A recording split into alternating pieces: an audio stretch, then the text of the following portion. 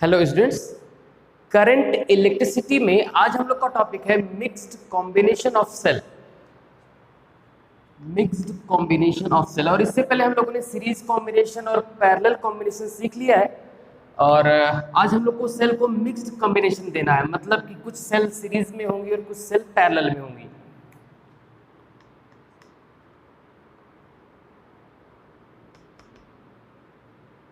Mixed combination of cell. Students, यहाँ पर मैं कुछ आइडेंटिकल सेल ले रहा हूँ जिनमें से n आइडेंटिकल सेल एक रो में है। देखिए स्टूडेंट्स, मैं कैसे बना रहा हूँ यहाँ पे। ये फर्स्ट रो जिसमें ये पहली सेल है जिसका EMF E internal resistance small r। दूसरी सेल इसका भी ईएमएफ E है क्योंकि ये आइडेंटिकल सेल है, internal resistance small r। Third cell internal resistance small r, EMF E। और ऐसी n सेल इस रो में, इस फर्स्ट रो में ऐसी n सेल कनेक्टेड है।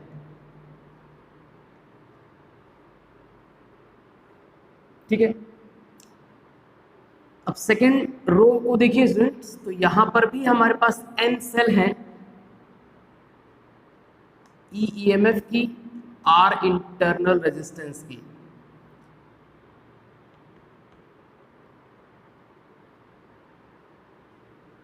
और इस वाली रो में भी n सेल ही हैं।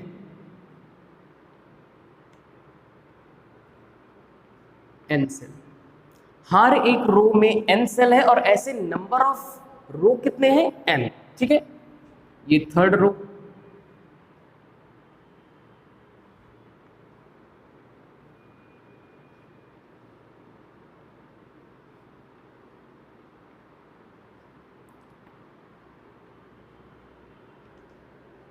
ये इस टाइप से E और R, ये रहा E, ये R, E और ये R। और इसका जो कॉम्बिनेशन है उसको हमने एक आउटर रेजिस्टेंस या लोड रेजिस्टेंस R से कनेक्ट कर रखा है। ये कुछ इस टाइप का है। ठीक है। अब हमें यहाँ पर इस सेल के इस मिक्स्ड कॉम्बिनेशन से इस रजिस्टर में जाने वाली करंट को फाइंड करना है और ये करंट मैक्सिमम कब होगी ये पता लगाना है, जैसे हम लोगों ने सीरीज और पैरेलल कॉम्बिनेशन में किया था। तो देखिए स्टूडेंट्स, यहाँ पर हम लोग इसका इक्विवेलेंट सर्किट डायग्राम तैयार करेंगे। और मैं अगर एक रो की बात करूं, ऐसे m रोज है हमारे पास, यहाँ पर m रोज हैं और हर एक रो में n सेल कनेक्ट हैं। तो एक रो का नेट ईएमएफ कितना होगा? तो इसका नेट ईएमएफ कितना होगा स्टूडेंट्स? एक सेल का ईएमएफ E है तो n सेल का ईएमएफ कितना हो जाएगा? ये हो जाएगा NE। ठीक है। दूसरी वाली जो रो है उसका भी ईएमएफ कितना होगा? इसका भी होगा NE। ऐसे ही थर्ड रो का भी नेट ईएमएफ कितना होगा? NE। ठीक है। और ऐसी कितनी बार है? m रोज है तो हर एक मतलब रो में NE का ईएमएफ है, तो इस पर ईएमएफ कितना आएगा? इस पर पोटेंशियल ड्रॉप कितना आएगा स्टूडेंट्स? इस पर पोटेंशियल ड्रॉप जो आएगा वो होगा NE के बराबर का। क्यों? क्योंकि ये जो NE एक सेल इसकी जगह पे आप इंक्लूड करोगे, उस सेल का दोनों टर्मिनल सीधे सीधे इसके साथ कनेक्ट है। ऐसे ही सेकेंड रो में भी NE का एक ईएमएफ वो इसके साथ कनेक्ट है और सब पैरेलल में लगे हुए हैं, तो पैरेलल में ईएमएफ जो है वो चेंज नहीं होता। लेकिन थोड़ा सा कंफ्यूजिंग है, इसको हम लोग फार्मूले से सॉल्व करते हैं। यहाँ पर मैं इसका एक इंटरमीडिएट डायग्राम तैयार कर रहा हूँ स्टूडेंट्स।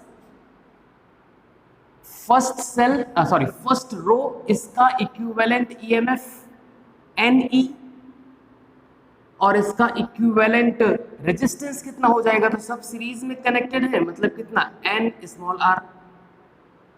ऐसे ही सेकेंड रो का equivalent EMF NE, equivalent internal resistance NR। और third row NE equivalent resistance N R, और ऐसी कितनी रोज है स्टूडेंट्स, ऐसी नंबर ऑफ रोज है एम, और ये आउटर नेटवर्क। अब यहां पर पैरेलल कॉम्बिनेशन का जनरल सा फॉर्मूला अप्लाई कर लीजिए कि इन सभी सेल की प्लेस पर कितने ईएमएफ की एक सेल लगाई जा सकती है। ठीक है, तो मैं ये पिक्चर हटा रहा हूं स्टूडेंट्स।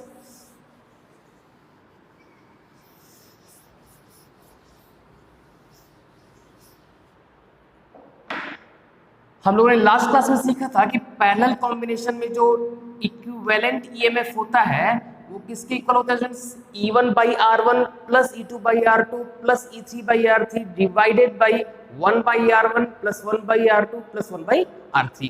तो ये फॉर्मूला हम इस सेटअप के लिए अप्लाई कर रहे हैं। तो पहली सेल जो कि n सेल का कॉम्बिनेशन है, सीरीज कॉम्बिनेशन है, का ईएमएफ कितना है, Ne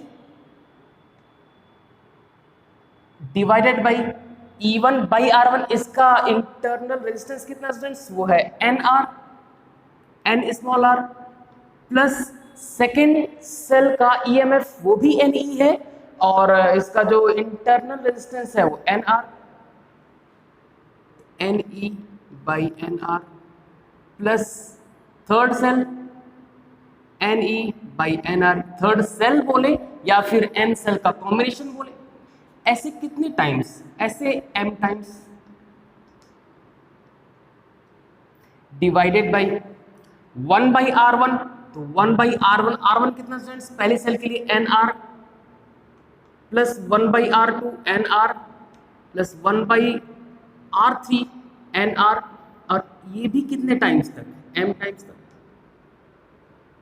ठीक है, सॉल्व करिए इसको, तो ये कितने टाइम्स, m टाइम्स, तो m से मल्टीप्लाई कर ले, m Ne divided by NR upon, इसको भी m टाइम्स है 1 by NR, m times add हुआ है तो m से मल्टीप्लाई कर लिया, 1 बाई NR, ये m और m कैंसिल, NR से NR कैंसिल, और इक्विवेलेंट EMF कितना आ गया स्टूडेंट्स, इक्विवेलेंट EMF आ गया N इंटू E। ठीक है, और वही आपको मैं पहले भी बता रहा था कि एक जो सीरीज में कनेक्टेड सेल है, जो n सेल है, उनका EMF Ne की इक्विवेलेंट है, वही दूसरे वाले रो में भी है, वही तीसरे वाले रो में भी है, और वही किसका भी EMF होगा, वही वोल्टेज ड्रॉप उस आउटर नेटवर्क में इस रजिस्टर R पर भी होगा। ठीक है, तो इस रजिस्टर R पर इफेक्टिव EMF कितना काम कर रहा है, Ne के बराबर का। ठीक है, अच्छा, अब यहाँ पर इफेक्टिव रेजिस्टेंस पता कर लिया जाए इस पूरे नेटवर्क का, तो इफेक्टिव इंटरनल रेजिस्टेंस कितना हो जाएगा स्टूडेंट्स, वो हो जाएगा 1 by R1 plus 1 by R2 plus 1 by R3, सारे यहाँ पर पैरेलल कॉम्बिनेशन में है, तो 1 by NR plus 1 by NR plus 1 by NR कितने टाइम्स, m टाइम्स, तो m से मल्टीप्लाई कर लिया यहाँ पे।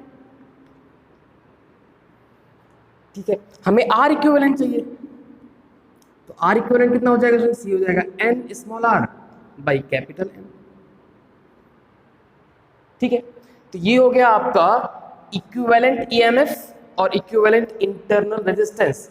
अब यहाँ पर हमें एक ऐसा नेटवर्क बनाना चाहिए जिसका EMF, अब मैं इस वाले पिक्चर को भी हटा रहा हूँ, ये एक इंटरमीडिएट पिक्चर थी, और अब उस पूरे मिक्स्ड कॉम्बिनेशन की प्लेस पर हम सिर्फ एक सेल सोच सकते हैं जिसका EMF Ne के इक्वल हो और जिसका इंटरनल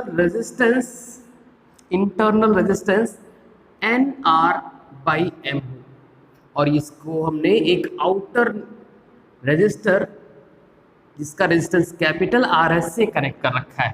ठीक है, और हमें इसमें चलने वाली करंट चाहिए।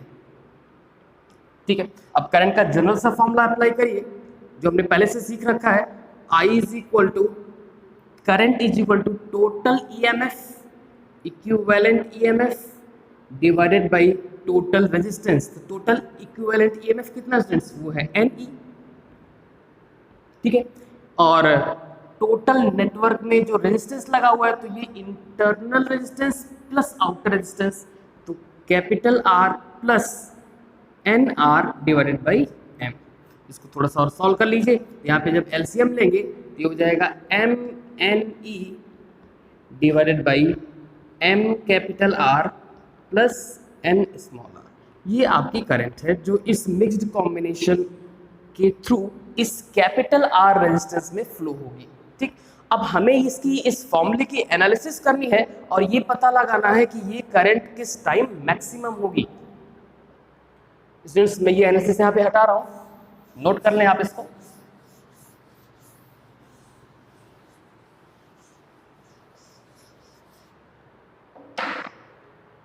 हमारा जो अब फॉर्मूला आ चुका है वो ये है M N E divided by M R plus N small r, और हमें इस करंट को मैक्सिमाइज करना है, किस टाइम ये मैक्सिमम होगा ये पता लगाना है। तो इसके लिए मैं थोड़ी सी मैथमेटिक्स यहाँ पर अप्लाई कर रहा हूँ।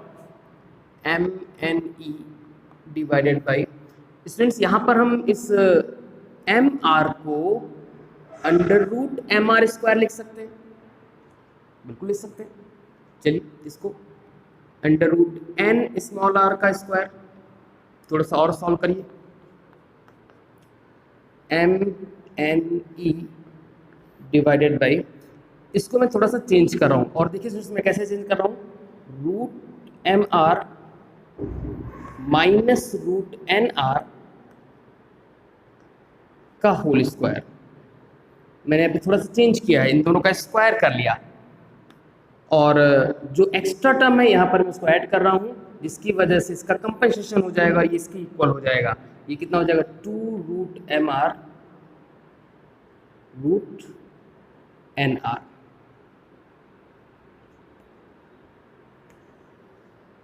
ठीक है स्टूडेंट्स, अब इसको जरा ओपन करें तो आपको ये मिलना चाहिए। देखिए a square plus b square minus 2ab, और ये माइनस 2ab से कैंसिल आउट हो जाएगा, तो आपको यही टर्म मिलेगा।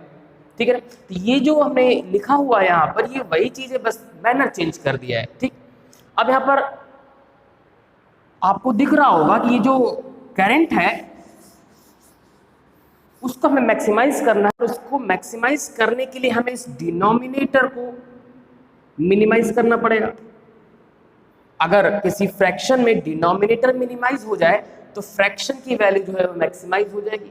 ठीक है, तो यहाँ पर हमें इसको मैक्सिमाइज करने के लिए इस टर्म को जीरो करना होगा। और क्यों करना होगा, क्योंकि हमें मालूम है किसी भी परफेक्ट स्क्वायर की जो वैल्यू होती है, किसी भी नंबर के परफेक्ट स्क्वायर की जो वैल्यू होती है वो नेगेटिव नहीं होती, हमेशा पॉजिटिव होती है। मिनिमम कितनी हो सकती है, जीरो। किसी भी नंबर के परफेक्ट स्क्वायर की वैल्यू या तो जीरो से बड़ी होगी या कम से कम हो सकती है, तो जीरो हो सकती है, जीरो से छोटी नहीं होती है।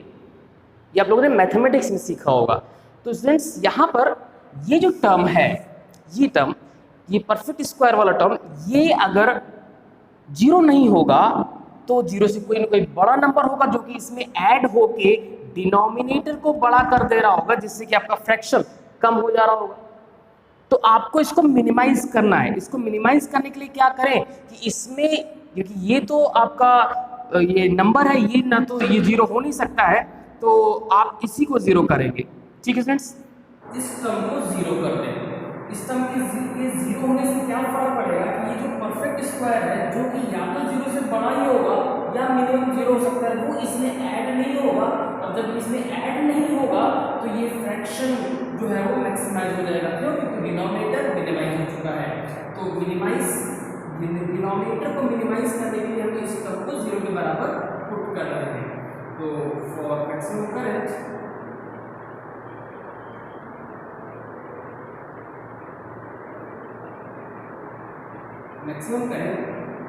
Under root M R minus under root M R को उसकी मिनिमम वैल्यू तक लेके जा रहा है। किसी भी परफेक्ट स्क्वायर की जो मिनिमम वैल्यू होती है वो जीरो के इक्वल होती है। इसको सॉल्व करने से, तो इसको सॉल्व करने पर आपको मिलेगा under root M R minus under root M R equal to zero, और इसको स्क्वायर कर ले और स्क्वायर कर ले तो आपको डायरेक्ट रिजल्ट मिलेगा M R equal to N are.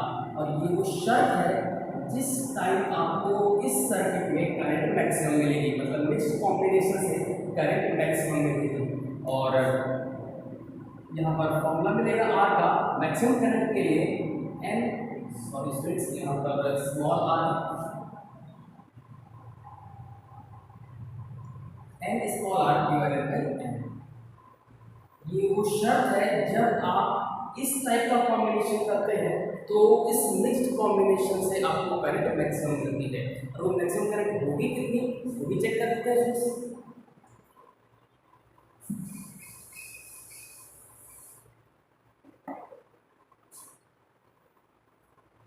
Maximum current का जो जनरल फॉर्मूला है वो ये है, ठीक है।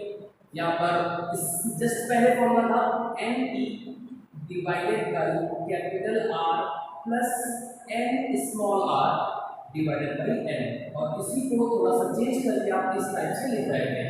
अब यहाँ पर इसको मैक्सिमाइज करने के लिए कैपिटल आर की वैल्यू को कितना पुट करना पड़ेगा आपको, N small r divided by N. Put करिए मैक्सिमम करंट इस सर्किट फ्लो में maximum current is equal to N divided by n small r divided by n plus n small r divided by n। Solve कर ले इसको, ये हो जाएगा n की divide by 2 times n r divide by n। और आप ये सॉल्व कीजिए n और n कैंसिल आउट हो जाएगा और n फ्लिप करके ऊपर जाएगा, आपको मिलेगा n e divided by 2 small r।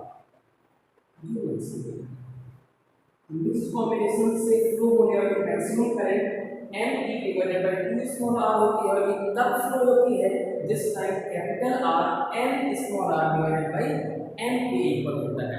ठीक है फ्रेंड्स, तो हम लोगों ने अभी तीनों कंप्लीट कर रखा है, सीरीज कॉम्बिनेशन, पैरेलल कॉम्बिनेशन और मिक्स्ड कॉम्बिनेशन। चलते हैं कुछ आईआईटी के क्वेश्चन पर, जो कि पुराने ओल्ड आईआईटी के क्वेश्चंस हैं। यहाँ पर कुछ क्वेश्चंस है हमारे पास, उसको सॉल्व करते हैं, बहुत ही आसान से होंगे।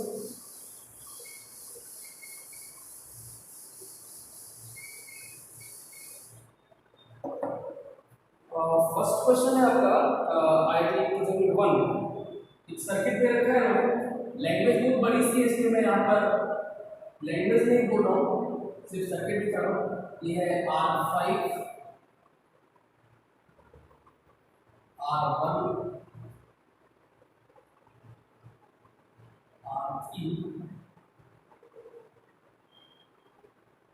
R6 R2 R4, और यहाँ पर एक सेल लगा है मैंने। और क्वेश्चन है, in the circuit it is observed that the current I is independent of the value of resistance R6। मतलब ये जो करंट I है ये R6 पर डिपेंड नहीं करती। अगर R6 पे डिपेंड नहीं करती इसका मतलब कि इसमें से करंट फ्लो नहीं हो रही है, अगर इसमें से करंट फ्लो नहीं हो रही इसका मतलब कि सर्किट डेड पर है। ठीक है, ये सब हमने सीख रखा है। क्वेश्चन है then the resistance value must satisfy, और चार रिलेशन दे रखे हैं यहाँ पे। First relation R1 R2 R5 is equal to R3 R4 R6। Second 1 by R5 plus 1 by R6 is equal to 1 by R1 plus R2 plus 1 by R3 plus R4 और R5। Next है R1 R4 is equal to R2 R3, और B part में R1 R3 is equal to R2 R4 is equal to R5 R6। Students यहाँ पर question है कि ये जो नेटवर्क है इसमें फ्लो होने वाली करंट R6 पर डिपेंड नहीं करती है, तो कौन सा वाला रिलेशन प्रूव होगा। तो यहाँ पर जरा गौर करिएगा कि अगर इसमें करंट फ्लो नहीं हो रही है, करंट इस पर डिस्टर्ब नहीं होगी, आप चाहे आप R6 लगाएं या किसी और टाइप का कोई रेजिस्टर लगाएं, वहाँ ये करंट डिस्टर्ब नहीं हो रही, इसका मतलब कि ये एक ओपन सर्किट है यहाँ से यहाँ तक। क्यों? क्योंकि ये अगर डिपेंड नहीं कर रहा है इस पर, तो इसको आप ऐसे हटा सकते हैं। और यहाँ पर आपको फील आ रहा होगा ये एक टाइप का ब्रिटिस्टोन पीस है, वो भी बैलेंस्ड। क्यों? क्योंकि इसमें करंट जाएगी, R6 में करंट नहीं जा रही है, तभी R6 में चेंज होने पर I नहीं चेंज हो रहा होगा। ठीक है, अगर ये बैलेंस डिस्ट्रीब्यूट है तो ये तो रेशियो आर हो जाएगा, ये नोन आर और ये अननोन आर का काम करेगा, और यहाँ पर आपको वहाँ गैलोमेट लगा दो। यहाँ पर इन दोनों का ratio R3/R4 is equal to R1/R। ये डिस्टॉर्टेड मैनर में स्टोन बेसिस है, क्रॉस मल्टीप्लाई करिए तो R1/R4 is equal to R3/R2, और ये आपका ऑप्शन है। ठीक है, नेक्स्ट क्वेश्चन पे चलते हैं। ये IIT 2002 का क्वेश्चन है। क्वेश्चन में एक सर्किट नेटवर्क दे रखा है हमें,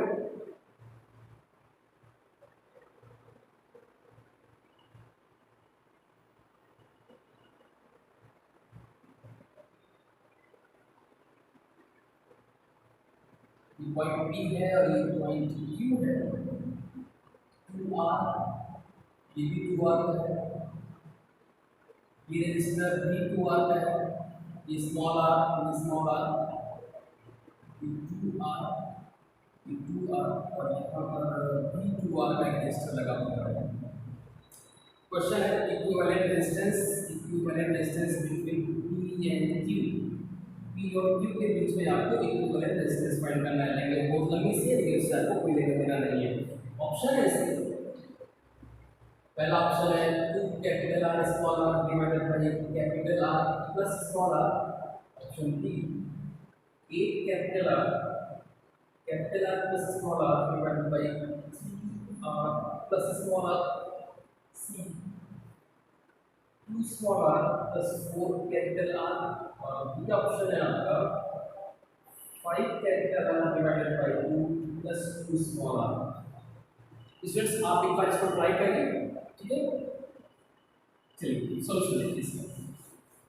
यहाँ पर अगर आप देखें तो यहाँ पर ये एक्सटेंडेड व्हीटस्टोन ब्रिज है, क्योंकि 2R divided by R is equal to 2R divided by R, मतलब जो इन दोनों का रेशियो है वही इन दोनों का रेशियो होगा, या यूँ कहीं जो इन दोनों का रेशियो है वही इन दोनों का रेशियो होगा, ठीक है।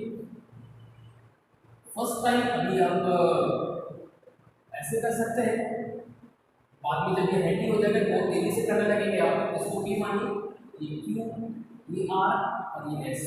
P और Q का रेशियो 2R/2R, 1:1। R और S का ratio small r by small r, 1:1, मतलब रेशियो सेम है।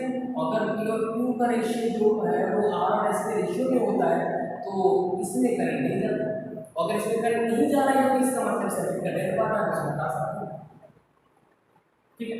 बिल्कुल इसे यहाँ पर भी देखिए, ये P और Q का काम कर रहा है, इन दोनों का रेशियो 1:1। ये R और S का काम कर रहा है, इन दोनों का भी रेशियो 1:1। इसका मतलब कि ये भी एक बैलेंस्ड व्हीटस्टोन ब्रिज है, और अगर बैलेंस्ड व्हीटस्टोन ब्रिज होता है तो इसकी डायगोनल में करंट नहीं जाती है, आप इसको भी हटा सकते हो, तो सर्किट का डेड पार्ट हो जाएगा। और ये दोनों अब सीरीज में आ जाएंगे, इसका इफेक्ट क्या हो जाएगा 4 कैपिटल R, ये भी सीरीज में आ जाएंगे 2 स्मॉल r, और ये भी सीरीज में आ जाएंगे 4 कैपिटल R। अब ये तीनों किसमें आ जाएंगे parallel, 1/R equivalent is equal to 1/4R plus 1/2R plus 1/4 capital R। अब यहाँ पे इसको सॉल्व करिए तो 1/4R प्लस 1/4R मतलब 2 into 1/4R, 4 capital R plus 1/2 small r, 2 plus 4, 1/2R plus 1/2 small r। इसको सॉल्व करना है वो आप कैसे कर सकते हैं, 1/R equivalent is equal to 2R, 2 capital R small r, यहाँ पर आप इसे ले सकते हैं 2R स्मॉल r से ये हो जाएगा small r plus capital R, और इसको आप रेसिप्रोकेट कर दें तो R equivalent is equal to 2 capital R small r divided by capital R plus small r, और ये रहा फर्स्ट ऑप्शन, ठीक है। नेक्स्ट जो क्वेश्चन है कुछ इस टाइप का है, find out the value of current through 2 ohm resistor for the given circuit, और ये 2005 का क्वेश्चन है।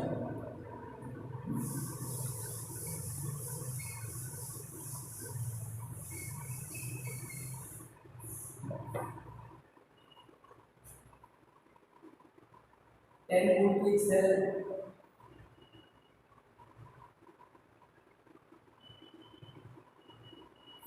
ओम का रेजिस्टर, यहाँ पर 2 ओम का रेजिस्टर लगा हुआ है,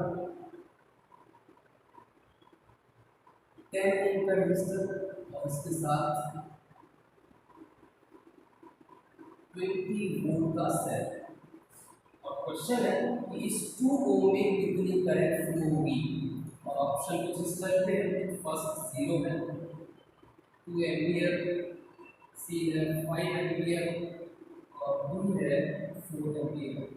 ठीक है फ्रेंड्स, स्क्रीन को पॉज करिए और एक बार फिर से ट्राई करिएगा। मैं आपका सॉल्यूशन दे रहा हूँ आपको।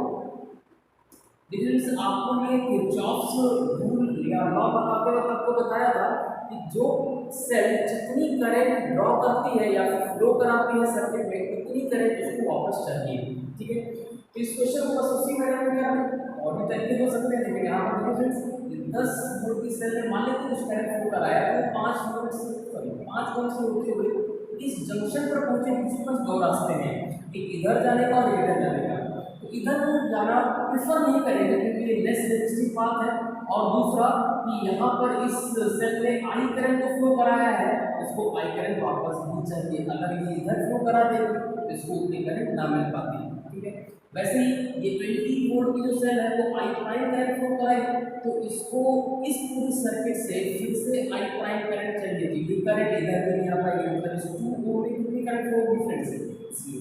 ठीक है, चलते हैं नेक्स्ट क्वेश्चन पर।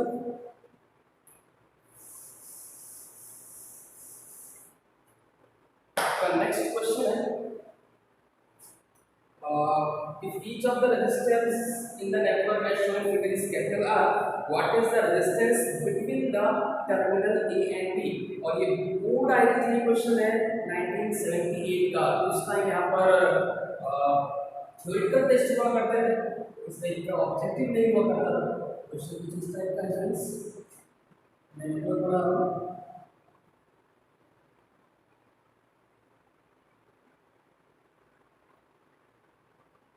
टर्मिनल A,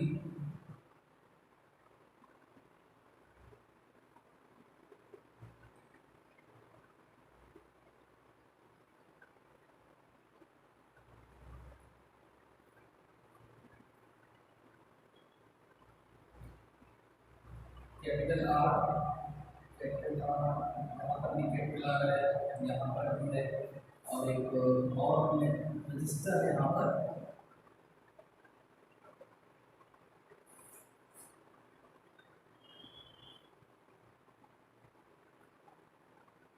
ये भी कैपिटल आर, और यहाँ पर पॉइंट ए दिया हुआ है और ये है पॉइंट बी। क्वेश्चन ये है कि ए और बी के बीच में नेटवर्क में कितना रेजिस्टेंस होगा। तो बहुत ऐसा क्वेश्चन है जहाँ पर आप इसको थोड़ा सा डिफॉर्म कर देते हैं, चेंज करने की बात नहीं कर रहा हूँ यहाँ पर, आपको सर्किट को चेंज नहीं करना है, यहाँ पर इसको डिफॉर्म करना है, मतलब इस पॉइंट ए को पकड़ के और इस तरीके से यहाँ पे शिफ्ट कर दें। ठीक है, पॉइंट ए को पकड़ के जब यहाँ पे शिफ्ट करेंगे तो पॉइंट ए यहाँ पर आ जाएगा। ठीक है, ये नेटवर्क, ये जो रजिस्टर है ये ऐसे आ जाएगा, यहाँ से फिनिश। ठीक है, ये वाला रजिस्टर यहाँ पर आ जाएगा, यहाँ से फिनिश। अब ये पॉइंट ए और ये रहा पॉइंट बी को हम यहाँ पे बना दे रहे हैं इस तरीके से। ठीक है, ए और बी के बीच में आपको इक्विवेलेंट रेजिस्टेंस फाइंड करना है, और इन दोनों पॉइंट्स के बीच में आप सेल को कंसीडर करेंगे। तो यहाँ पर आपको वीटी सोर्स डिसबैलेंस दिख रहा होगा, R/R is equal to R/R। आप इस रजिस्टर को यहाँ पे बैलेंस होने की वजह से बता सकते हैं। और अब ए और बी के बीच में ये दोनों किसमें आ गए, ये दोनों सीरीज में आ गए, इसका इफेक्ट कितना हो जाएगा 2 कैपिटल R, और उन दोनों का इफेक्ट भी कितना हो जाएगा 2 कैपिटल R। ए और बी के बीच में ये दोनों पहले कॉम्बिनेशन में है, मतलब कि 1/R equivalent is equal to 1/2 capital R plus 1/2 capital R, और इसका इफेक्ट आ जाएगा 2/2 कैपिटल R। ये कैसे होगा 1/R, और 1/R इक्विवेलेंट की वैल्यू 1/R है, तो यहाँ से R इक्विवेलेंट कितना हो जाएगा फ्रेंड्स, ये हो जाएगा R1। ठीक है, नेक्स्ट क्वेश्चन पे चलते हैं।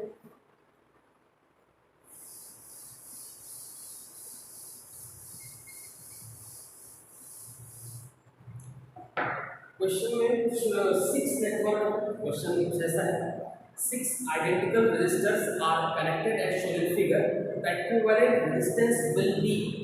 और उसके बाद ऑप्शन आपको चूज करने हैं। 2004 का क्वेश्चन है ये।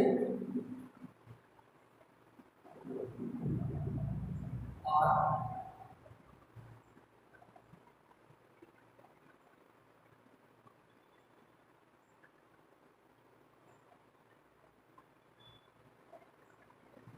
ये भी कैपिटल आर, ये कैपिटल आर और ये भी कैपिटल आर है।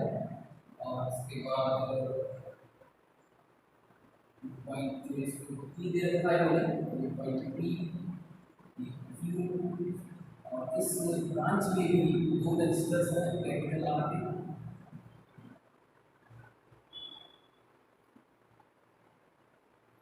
Capital R point R. Question में है कि फर्स्ट ऑप्शन है इसका, option A resistance equivalent resistance maximum between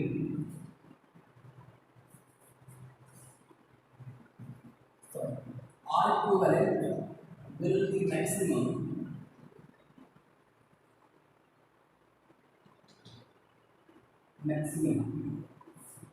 option A maximum between P and Q, between P and R, first option P and R, B between Q and R, third option है between P and Q, और fourth option है R equal. तो देखिए friends, ये बहुत ही आसान से concept पर बेस्ड क्वेश्चन है। आप लोगों को हमने ये बता रखा था कि एक ही नेटवर्क के अलग अलग रेजिस्टेंस मिलेंगे अगर आप पॉइंट्स को चेंज कर दें। मतलब कि किसी भी नेटवर्क का जो इक्विवेलेंट रेजिस्टेंस होता है वो उस नेटवर्क में पाए जाने वाले रेजिस्टेंस पर ही डिपेंड नहीं करता, इस बात पर भी डिपेंड करता है कि आप किन दो टर्मिनल्स के बीच में रेजिस्टेंस फाइंड करना चाहते हैं। मतलब करंट डिस्ट्रीब्यूशन पर भी इक्विवेलेंट रेजिस्टेंस डिपेंड करता है।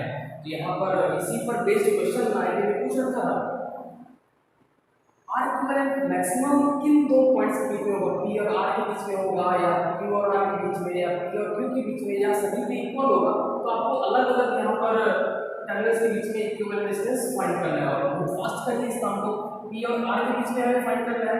तो इन दोनों का इफेक्ट कितना हो जाएगा, 1/r + 1/r पैरेलल में है, मतलब हो जाएगा ये 2/r, और रिवर्स करेंगे तो हो जाएगा r/2। इसका इफेक्ट आ जाएगा r/2। हमें इन दोनों पॉइंट्स के बीच में सेल को कनेक्ट करना है। पहला हमें रेजिस्टेंस फाइंड करना है p और r के बीच में, ठीक है। ये हो जाएगा r/2, r/2 के साथ ये किसमें आ जाएगा फ्रेंड्स, ये हो जाएगा सीरीज में। तो इन दोनों का नेट इफेक्ट कितना हो जाएगा, इन दोनों का नेट इफेक्ट आ जाएगा r + r/2, 3r/2, ठीक है। अब 3r/2 P से लेके और Q से होते हुए R तक का इस ब्रांच का रेजिस्टेंस है, और उसके साथ ये R और ये R पैरेलल लगे हुए, और वो खुद इनके साथ पैरेलल लगा हुआ, ठीक है। ये कुछ इस टाइप से मिलेगा आपको। यहाँ पर 3 रेजिस्टेंस,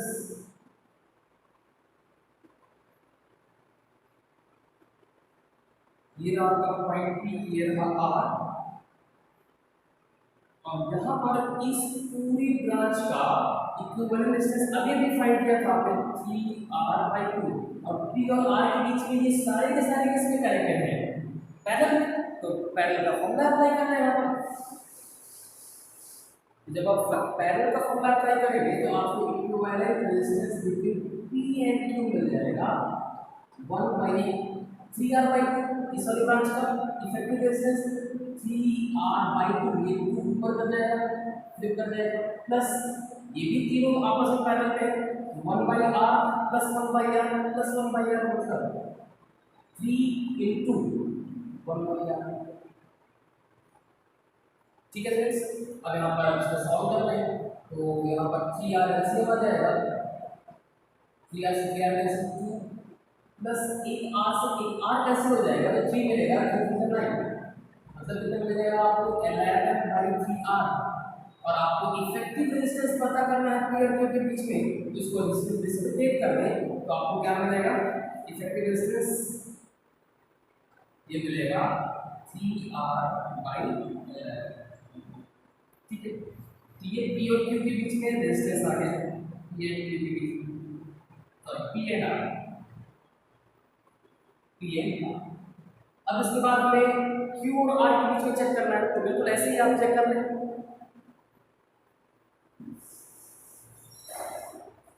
क्यू एंड आर, ये रहा आपका क्यू और ये है आर। अगर आप क्यू और आर के बीच में इफेक्टिव रेजिस्टेंस पता करना चाह रहे हैं तो इनके बीच में आप सेल लगा दें, और इसके रिस्पेक्ट में आप काम करें तो इसका इफेक्ट कितना आ जाएगा, 1/r + 1/r + 1/r, 3/r, और 3/r को रेसिप्रोकेट करेंगे तो r/3। r/3 के साथ ये किसमें है, सीरीज में है, तो r/3 + r मतलब कितना हो जाएगा फ्रेंड्स, r/3 + r मतलब ये हो जाएगा 4r/3। तो इन दोनों का इफेक्ट कितना हो गया, इन दोनों का इफेक्ट हो गया 4r/3। अब 4r/3 के साथ ये दोनों पैरेलल में है, तो इफेक्टिव रेजिस्टेंस कितना हो जाएगा फ्रेंड्स, इफेक्टिव रेजिस्टेंस मिल जाएगा आपको 4r/3, 1/4r/3 फ्लिप करके ऊपर जाएगा 3 प्लस 1/r + 1/r मतलब कितना फ्रेंड्स, 2/r। आप इसको सॉल्व करें, 4r यहाँ पर एलसीएम आ जाएगा, 3 प्लस r से r कैंसिल, 4 आ जाएगा, 4 × 8, ये कितना हो जाएगा डिस्टेंस 11/4r, और r इक्विवेलेंट q और r के बीच में, q और r के बीच में आ जाएगा 4r/11। ठीक है, तो p और r के बीच में आ रहा है 3r/11, q और r के बीच में आ रहा है 4r/11, और p और q के बीच में भी निकाल लीजिए आप लोग, p और q के बीच में मैं इसको बता रहा हूँ।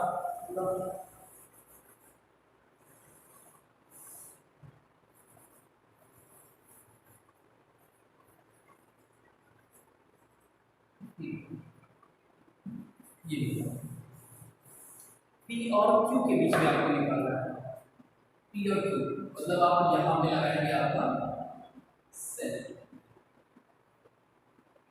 इसी से दर्शन होता है, सेल लगती भी नहीं है, जरूरी नहीं आप लगाएंगे। तो अगर p और q के बीच में लगाए तो ये तीनों पैरेलल में आ जाएंगे, इसका इफेक्ट कितना आ जाएगा, 1/r + 1/r + 1/r मतलब 3/r, रिवर्स करेंगे तो r/3। बिल्कुल वैसे ही इसका कितना आ जाएगा, इसका आ जाएगा r/2। ये दोनों इसमें आ जाएंगे पैरेलल सीरीज में, तो ये हो जाएगा r/3 + r/2 is equal to 6 LCM आ जाएगा, ये 2r + 3r 5r/6, और इन दोनों का इफेक्ट जो आ रहा है वो 5r/6 आ रहा है, और 5r/6 इसके साथ पैरेलल में होगा, तो 1/r equivalent is equal to 1/r plus 1/5r/6 को 6 फ्लिप करके ऊपर जाएगा, ये 5r हो जाएगा फ्रेंड्स, 5r एलसीएम, r से r कैसे जाता है 5 प्लस 5r से 5r कैसे 1 6 6 एंड 5 11/5r। आपको इफेक्टिव चाहिए इक्विवेलेंट रेजिस्टेंस, तो r इक्विवेलेंट फ्लिप करके 5r/11, तो p और q के बीच में आ रहा है 5r/11, और आप खुद से जज कर सकते हैं कि किन दो पॉइंट्स के बीच में पोटेंशियल इक्विवेलेंट रेजिस्टेंस मैक्सिमम होगा, और वो होगा p और q। ये जो क्वेश्चन डिजाइन किया है आईटी ने, इसका सिर्फ एक ही मकसद है, ये समझाना कि दो पॉइंट्स के बीच में रेजिस्टेंस चेंज हो सकता है अगर पॉइंट्स चेंज कर दिए जाए तो। नेक्स्ट क्वेश्चन,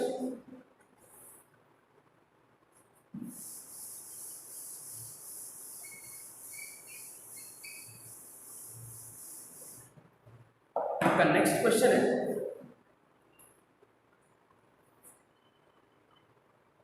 ये अजीब तरह का रहेगा लेकिन बहुत ही आसान सा क्वेश्चन होगा आपके लिए, आप इसको खुद से ट्राई कर सकते हैं। ये 3 ओम, ये भी 3 ओम, 6 ओम, 3 ओम, फिर ये 6 ओम का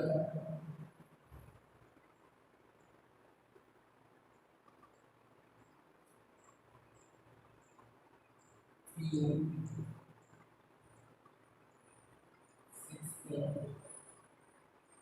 3 और ये 3।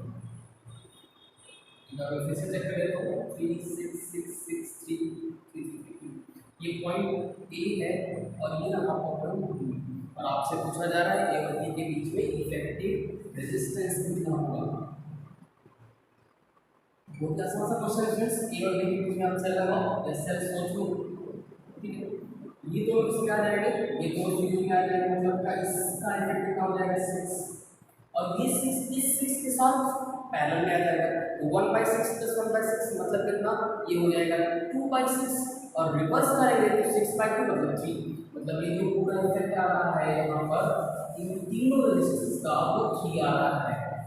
तो आप पूरे को हटा के 3 एज्यूम कर सकते हैं, फिर ये 3 और 3 आ जाएगा आपका सीरीज में, और उसके साथ ये 6 किसमें आ जाएगा, पैरेलल में आ जाएगा, इसका भी इफेक्ट कितना आ जाएगा 3, फिर से ये 3 और 3 इसमें आ जाएगा, ये आ जाएगा आपका सीरीज में, और ये 6 इसमें पैरेलल में आ जाएगा, मतलब ये हो जाएगा आपका इफेक्ट 3।